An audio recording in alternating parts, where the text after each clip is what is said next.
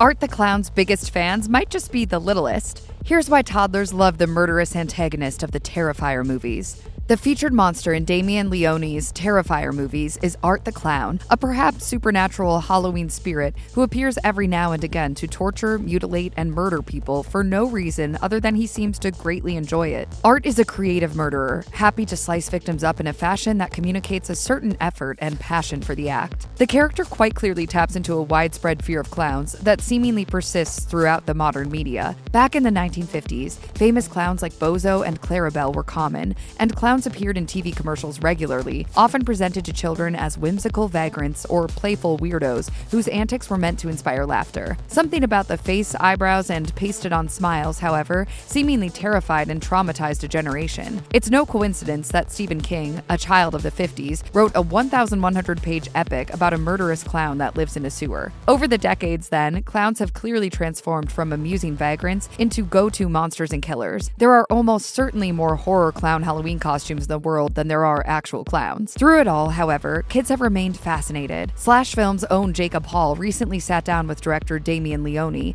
and they discussed why little kids, ostensibly too young to see the Terrifier movies, are so drawn to Art the Clown, given that he's clearly, well, terrifying. Leone had a few ideas why murder clowns might capture kids' imaginations the same way non-murder clowns once did. For a guy who doesn't speak, he sure makes a lot of noise. All the way from Miles County, Art the Clown! Leone pointed out that fascination with art is a lot more common than a casual fan might assume. Some very little kids, he said, have been permitted to watch his ultra-violent movies, while other tots have likely seen iconography of art out in the world or online. Parents have pointed out to Leone when their toddler has become drawn to the scary, grinning face of Art the Clown. He said, "You would be surprised. I do a lot of conventions. I had a ton of people coming up to me telling me how obsessed their children are with the film, and I'm talking as young as 2- and 3-year-olds who have either seen these movies or have just seen the image of Art the Clown.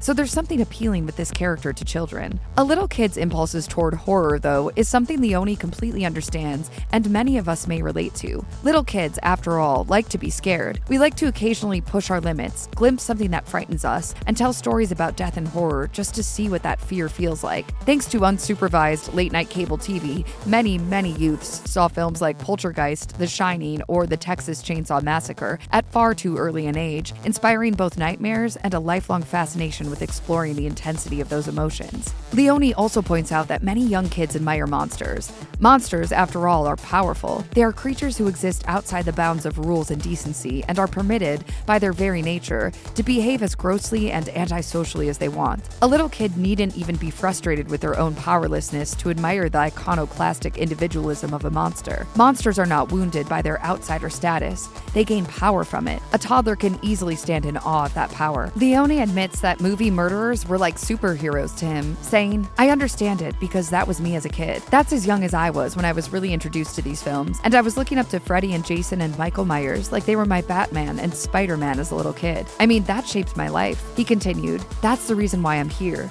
There's no doubt about it. So I understand the appeal of the monster. It's a very primal thing that has an impact on us at a very young age before we can even explain why. I think it's just instinctual. That's not to say you should be showing your toddler-aged kids Terrifier, but there's no reason to discourage their burgeoning interest in the macabre. You may just have a future horror filmmaker on your hands."